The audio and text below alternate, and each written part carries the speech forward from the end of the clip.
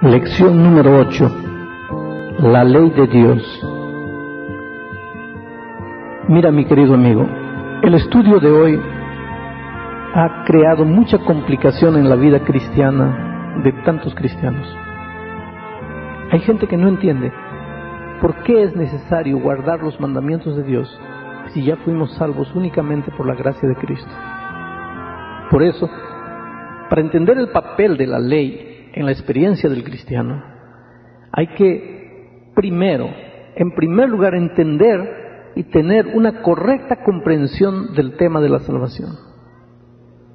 El libro de Hechos de los Apóstoles, capítulo 4, versículo 12, registra lo siguiente: y en ninguno otro hay salvación, porque no hay otro hombre, no hay otro nombre bajo el cielo dado a los hombres en quien podemos ser salvos. En ninguno otro hay salvación, solamente en Cristo. Mira, tú no te salvas porque eres bueno, tú no te salvas porque has guardado mandamientos, tú no te salvas porque vas a la iglesia, tú no te salvas porque haces obras de caridad, tú no te salvas porque haces sacrificios. Quiere decir, la salvación no es un diploma que tú recibes de Dios porque te has portado bien, porque has obedecido, porque has cumplido, porque has hecho cosas buenas. No. La salvación es un presente de amor que Dios te da porque tú crees en Él, porque tú confías en Él, porque tú lo aceptas. En la obra maravillosa de la salvación no hay participación humana. En realidad, la única participación humana es aceptar el regalo de la salvación. En ningún otro hay salvación, sino solamente en Cristo. No hay otro nombre bajo el cielo dado a los hombres en quien podamos ser salvos. Este pensamiento bíblico es confirmado contundentemente por San Pablo cuando escribe a los Efesios, en el capítulo 2, versículos 8 y 9, dice lo siguiente: porque por gracia sois salvos por medio de la fe, y esto no de vosotros, pues es don de Dios, no por obras para que nadie se gloríe. Este versículo ni siquiera necesitaría explicación, porque por gracia sois salvos por medio de la fe. Esto no es de vosotros, tú no tienes ninguna participación en tu salvación. Participación activa, sino participación pasiva, sí, en el sentido de recibir, de aceptar, porque si tú rechazas, si tú no quieres, la salvación Dios no te la va a dar por la fuerza. Tú tienes participación pasiva en el sentido de recibir, pero no activa en el sentido de hacer algo para salvarte. ¿Por qué? Porque la salvación es un don de Dios, es un regalo de Dios. La salvación no es por obras, por buenas obras, porque has hecho algo bueno, porque te has portado bien, porque has cumplido. ¿Y por qué no? Para que nadie se gloríe, para que la honra y la gloria por tu salvación pertenezca únicamente a Dios y no al ser humano. Porque el ser humano, con su naturaleza pecaminosa, es propenso a recibir aplausos y honra. Y ay del hombre si en el proceso de su salvación él tuviese alguna participación. Cómo se llenaría de orgullo su corazón y cómo comenzaría a pensar que él merece, que él es digno. Pero nadie es digno y nadie merece. La salvación no es porque mereces, no es porque eres digno. La salvación es simplemente porque Dios te ama. Independiente de lo que tú hagas o no hagas, Dios te ama. Tú tienes que confiar en Él y recibir el don precioso de la salvación. Bueno, esto tiene que quedar bien claro para que puedas entender cuál es la función de la ley. Porque el trabajo de la ley, la función, el papel de la ley no es salvar, no es justificar. Quien te justifica es Cristo por su gracia, mediante la fe. La ley no te justifica. Por lo menos, si alguien dice que se justifica guardando la ley de Dios, está hablando una aberración bíblica, porque no es eso lo que la Biblia enseña. En Romanos 3, versículo 20, Pablo dice lo siguiente: ya que por las obras de la ley ningún ser humano será justificado delante de Dios. Voy a subrayar esta parte. Ya que por la gracia, por las obras de la ley, ningún ser humano será justificado delante de Dios. Porque por medio de la ley es el conocimiento del pecado. Por medio de la ley tú no te justificas, tú no te salvas, tú no ganas un punto para la salvación, porque la función de la ley no es justificar. Pero Pablo completa el pensamiento y dice, porque por medio de la ley es el conocimiento del pecado. Quiere decir, la ley existe para mostrarte tu realidad, para mostrar tu vida. Porque ¿cómo podrías saber que estás viviendo en pecado si no existiese la ley? Y esto es lo que Pablo completa diciendo en Romanos 7:7, cuando escribe lo siguiente: ¿qué diremos pues? ¿La ley es pecado? En ninguna manera. La ley no es pecado. Pero Pablo dice, pero yo no conocí el pecado sino por la ley, porque no habría conocido tampoco la codicia si la ley no dijera no codiciarás. Aquí está Pablo presentando de manera bien clara y comprensible cuál es la función de la ley. La función de la ley no es salvar, la función de la ley no es justificar, la función de la ley es hacerte conocer que estás en una situación de pecado. Porque Pablo dice, yo no hubiera sabido que codiciar es pecado si la ley no dijese, no codiciarás. El apóstol Santiago complementa este pensamiento. En el capítulo 1 de su libro, en los versículos 22 al 25, encontramos lo siguiente: pero sed hacedores de la palabra, y no solamente oidores, engañándoos a vosotros mismos. Porque si alguno es oidor de la palabra y no hacedor de ella, este es semejante al hombre que considera en un espejo su rostro natural, porque él se considera a sí mismo y después se va y luego se olvida cómo era.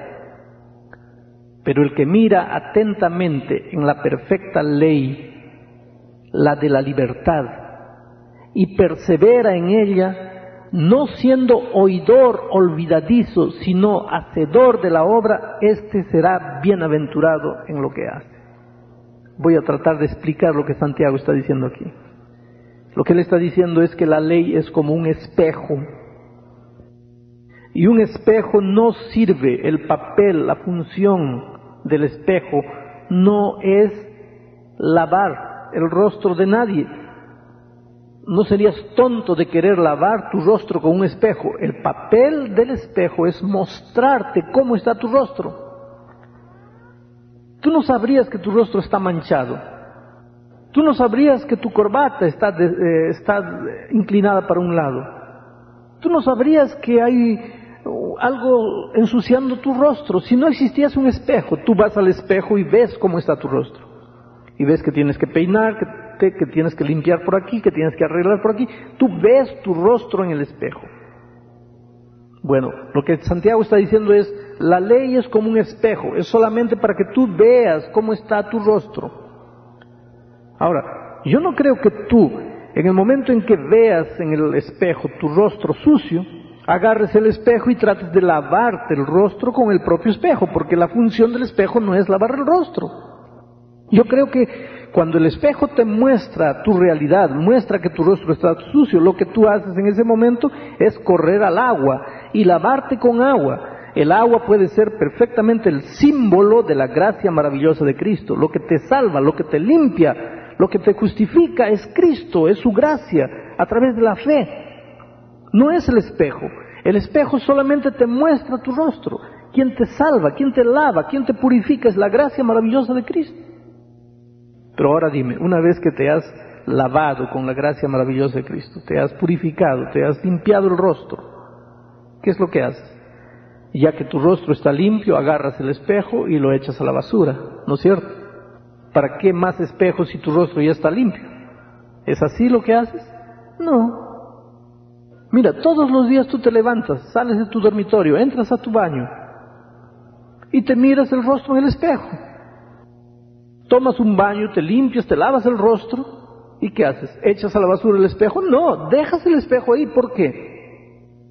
Porque mientras estás en este mundo, mañana tal vez tu rostro esté nuevamente sucio. Bueno, el papel de la ley en la vida del cristiano es ese. Es el papel de un espejo. Es mostrarte el pecado. Has sido salvado por la gracia de Cristo. Gloria a Dios. Aleluya. Pero ¿y ahora? ¿Por qué tienes que agarrar la ley y echarla a la basura? Y si mañana pecas nuevamente, ¿qué va a pasar? ¿Cómo vas a saber que has pecado si no hay ley? En realidad todos los días tendríamos que mirar a las enseñanzas de la palabra de Dios. Y en la ley de Dios está el resumen de todas las enseñanzas de Dios. ¿Cómo sabrás que adulterio es pecado si la ley no dijese no adulterarás? ¿Cómo sabrás que la codicia es pecado? Es lo que Pablo dice, si la ley no dijese no codiciarás. ¿Cómo sabrás que el sábado es el día santo del Señor si la ley no dijese que el sábado es el día santo del Señor? Entonces la ley está ahí, su función no es salvar, su función no es limpiar, su función no es justificar, su función es solamente mostrarte tu realidad, mostrarte tu necesidad de Cristo. Por eso el propósito de la ley es llevarte a Cristo. Pero tú, mientras estés en este mundo, todos los días necesitas ser llevado a Cristo.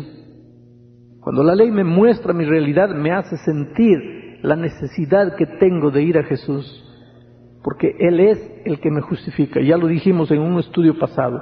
Todos los días tenemos que ser justificados, o sea, perdonados. Todos los días tenemos que ser santificados, o sea, crecer en el camino de la vida cristiana. Todos los días dependemos de Jesús. Para que podamos ir todos los días a Jesús, todos los días tenemos que mirarnos en el espejo, pero el papel del espejo no es limpiar. El propósito de la ley es llevarnos a Cristo. El fin de la ley es Cristo. El objetivo final de la ley es Cristo. No es lavarte, no es salvarte, no es justificarte, no es purificarte. Algunos cristianos sinceros piensan que el hecho de que nos salvamos por la gracia anula la vigencia de la ley. Pero mira, en la primera epístola de Juan, en el capítulo 3, el versículo 4, encontramos lo siguiente: todo aquel que comete pecado infringe también la ley, pues el pecado es infracción de la ley. ¿Qué es lo que dice aquí? Trata de entenderlo bien. Todo el que comete pecado infringe también la ley, pues el pecado es infracción de la ley.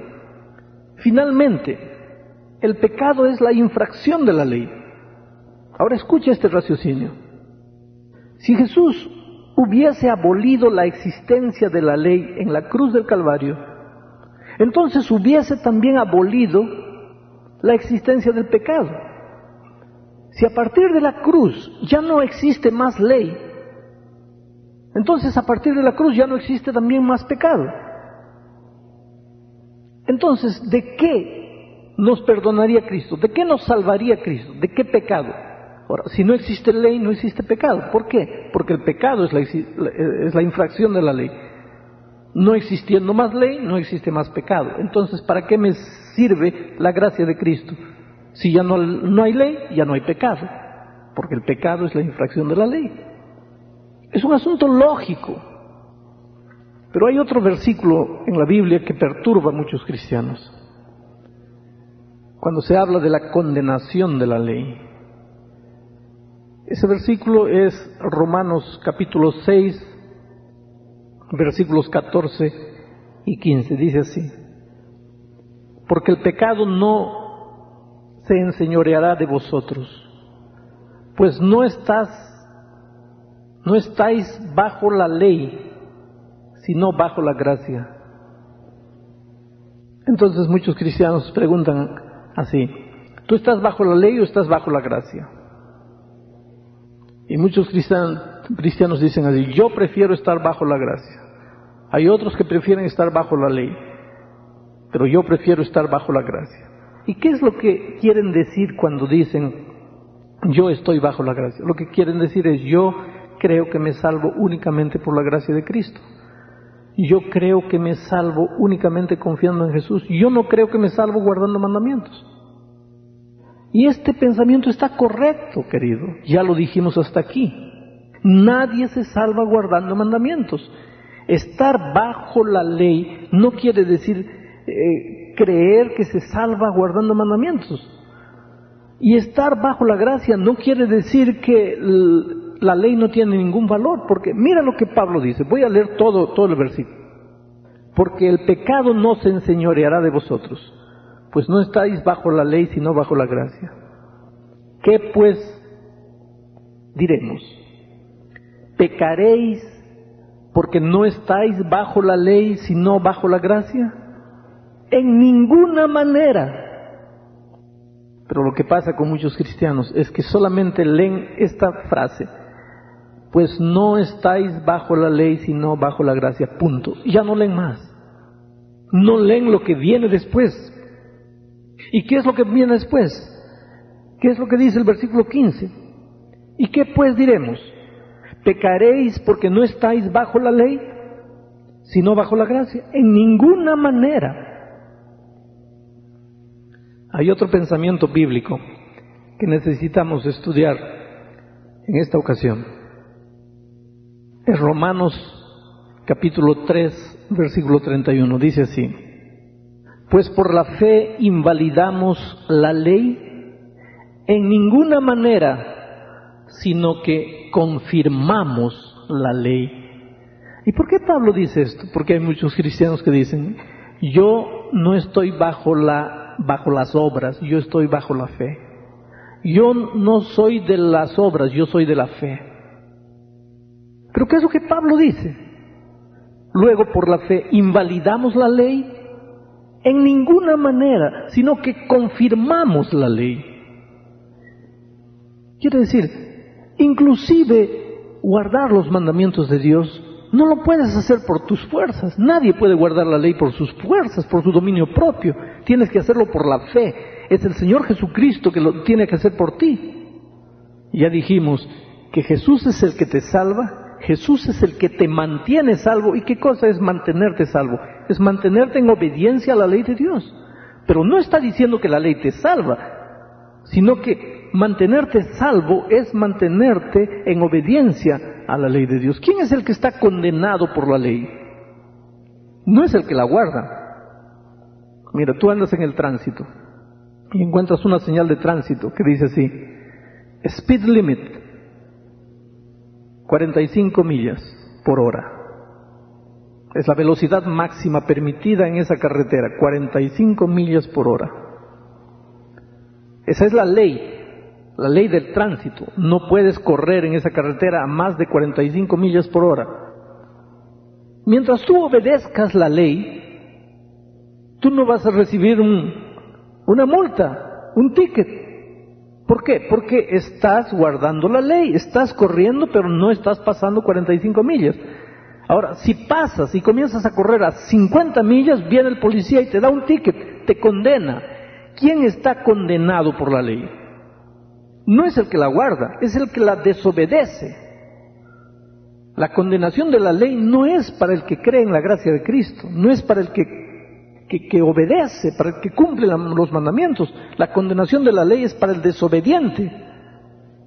Ahora vamos a decir que tú un día decides derrumbar todas las placas que dicen velocidad máxima permitida.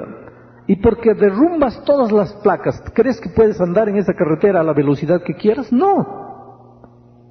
Hay muchos cristianos hoy día que dicen: la ley ya no existe. Y por eso creen que pueden vivir como quieren. No, no es posible. Hay otro versículo de la Biblia que continúa perturbando a muchos cristianos, y está en Colosenses capítulo 2, versículos 14 al 17. Dice así: anulando el acta de los decretos que había contra nosotros, que nos era contraria, quitándola en medio y clavándola en la cruz, y despojando a los principados y a las potestades, los exhibió públicamente, triunfando sobre ellos en la cruz. Aquí se habla de decretos que no tuvieron más validez a partir de la cruz. Aquí se habla de anulando el acta de los decretos. En la cruz del Calvario, Jesucristo anuló el acta de los decretos y los exhibió públicamente, anulados, triunfando sobre ellos en la cruz. Y muchos cristianos sinceros dicen, aquí está la mayor prueba de que después de la cruz los 10 mandamientos ya no tienen validez. Para esos cristianos, anulando el acta de los decretos quiere decir anulando la santa ley de Dios. Pero querido, si tú lees toda la epístola de San Pablo a los Colosenses, te vas a dar cuenta que anulando el acta de los decretos no se está refiriendo a la santa ley de Dios, se está refiriendo a las leyes ceremoniales del pueblo de Israel. Y ahora vas a preguntar, pastor, ¿qué es eso? ¿Qué son leyes ceremoniales del pueblo de Israel? Yo quiero que entiendas una cosa. Mira, la salvación en el Antiguo Testamento fue por la gracia. Hay mucha gente que piensa que la salvación en el Antiguo Testamento era por la obediencia a la ley de Dios. Esa es otra mentira bíblica. La Biblia no enseña en el Antiguo Testamento que la salvación es por la obediencia a la ley de Dios. La Biblia enseña desde el Génesis hasta el Apocalipsis que la salvación es únicamente por la gracia de Cristo. En el Génesis encontramos el relato de la entrada del pecado y la solución para el pecado de Adán y Eva, para la desnudez de Adán y Eva, fue un cordero. Ese cordero fue sacrificado, su sangre fue derramada. Después, cuando apareció el pueblo de Israel, Dios le dio orden al pueblo de Israel de sacrificar el cordero. Ese cordero que era sacrificado todos los días era un símbolo del Cordero de Dios que quita el pecado del mundo. Cada vez que el pueblo de Israel veía morir a un corderito, literal, verdadero, ellos tenían que recordarse que la salvación de sus pecados no era guardando mandamientos, sino que era por la sangre del Cordero, y que ese corderito era solamente un símbolo del verdadero Cordero de Dios que un día vendría al mundo y que moriría en la cruz del Calvario. Por lo tanto, el pueblo de Israel solamente creía en salvación por la gracia de Cristo, salvación por la sangre del Cordero, solo que el pueblo de Israel no había visto al verdadero Cordero de Dios que quita el pecado del mundo. Pero cuando Jesús vino a esta tierra, entonces Él murió en la cruz del Calvario. Ahora, para todo ese ceremonial que el pueblo de Israel tenía para sacrificar un cordero, había un conjunto de normas, un conjunto de decretos. El cordero no debería tener defectos, debería ser un cordero perfecto. El cordero debería ser llevado al sacerdote, el sacerdote debía sacrificarlo en determinado tiempo, el cordero debería ser así, debería ser... En fin, había una serie de pequeñas leyes, de determinaciones, de reglamentos con relación al ceremonial del pueblo de Israel, al ceremonial del sacrificio del cordero, que tenía como objetivo mostrar al verdadero Cordero de Dios que quita el pecado del mundo. Ahora, cuando Cristo murió en la cruz del Calvario, recuérdate que San Juan, cuando vio a Jesús, levantó el dedo y dijo, apuntando a Jesús, he ahí el Cordero de Dios que quita el pecado del mundo. Y después, cuando ese Cordero de Dios, que es Jesucristo, murió en la cruz del Calvario, vino la realidad. A partir de la cruz del Calvario ya no sería necesario más que ningún corderito fuese sacrificado. ¿Por qué? Porque ahora había venido la verdadera realidad, el verdadero Cordero de Dios que quita el pecado del mundo. Por lo tanto, en la cruz del Calvario, Jesús también anuló todas las leyes y pequeños reglamentos con relación al ceremonial del sacrificio de los corderos simbólicos.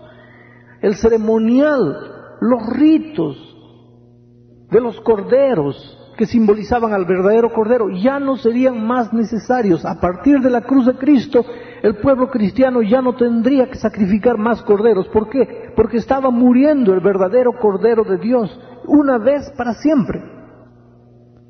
Es esta ley ceremonial, son estas pequeñas determinaciones con relación al ritual de Israel, que fueron anuladas en la cruz del Calvario, porque viniendo la realidad, muriendo el verdadero Cordero, ¿para qué más sacrificios de corderos? Ahora, eso no quiere decir, no tiene nada que ver con la santa ley de Dios, con los eternos principios de la ley de Dios. En ningún momento Pablo está diciendo aquí que en la cruz del Calvario fueron clavados los 10 mandamientos de Dios. No, al contrario, Pablo dice en Romanos 3:31, ya lo leímos, luego por la fe invalidamos la ley en ninguna manera, sino que confirmamos la ley. ¿Por qué? Porque al confiar en Cristo, lo que estás diciendo es, Señor, yo creo que tú me salvas porque hay una ley para ser cumplida y yo no he cumplido esa ley, y por eso es que yo voy a ti para que tú me salves de la condenación de mi pecado, porque yo transgredí los 10 mandamientos. O sea, por la fe en Cristo tú confirmas la existencia y la validez de la santa ley de Dios. Mi amigo querido, es peligroso decir que Jesús salva, que por el hecho de que Jesús salva ya no hay necesidad de guardar los mandamientos, porque en Mateo 7:21 encontramos que el propio Señor Jesucristo dijo, no todo el que me dice Señor, Señor entrará en el reino de los cielos, sino el que hace la voluntad de mi Padre que está en los cielos. ¿Y dónde está la voluntad del Padre? Resumida en los 10 mandamientos. Juan 14:15 dice, si me amáis, entonces guardaréis mis mandamientos. ¿Tú amas a Jesús? Ahora, si amas a Jesús, entonces guarda sus mandamientos. Es lo que el propio Señor Jesucristo dice. Y en la primera epístola de San Juan, capítulo 1, versículo 4, está escrito algo terrible. Dice así, el que dice, yo lo conozco, y no guarda sus mandamientos, el tal es un mentiroso, y la verdad no está en él. ¿Cómo puedes decir yo amo a Jesús? Yo soy salvo por la gracia de Cristo, y no querer más guardar sus mandamientos. Ahora, en ningún momento pienses que guardas los mandamientos para salvarte. No.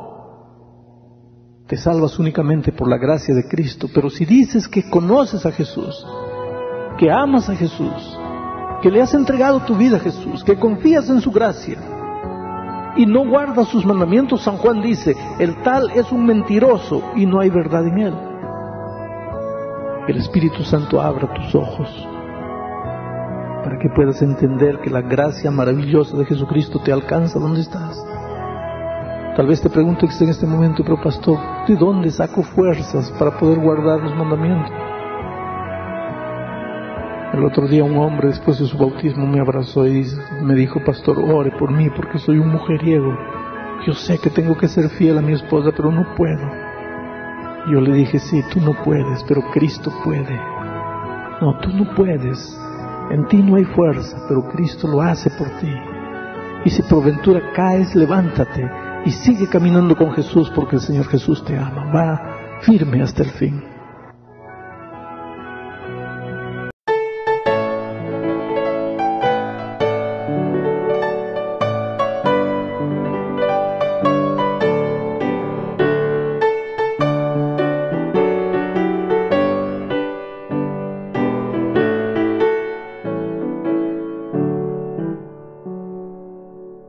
Siempre el Salvador conmigo, nada soy sin su poder, su presencia necesito, voy sin él a perecer, me guiará mi Salvador, hoy en él yo confiaré, con amor donde él me lleve, sus pisadas seguiré.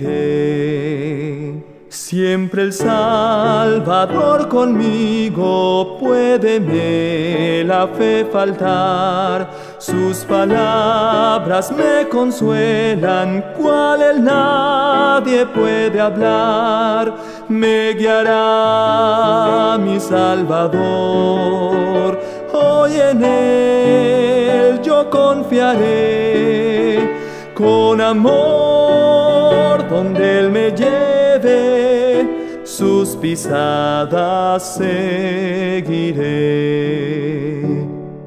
Siempre el Salvador conmigo y ilumíneme su faz, en la calma, en la tormenta, en la lucha y en la paz, me guiará mi Salvador.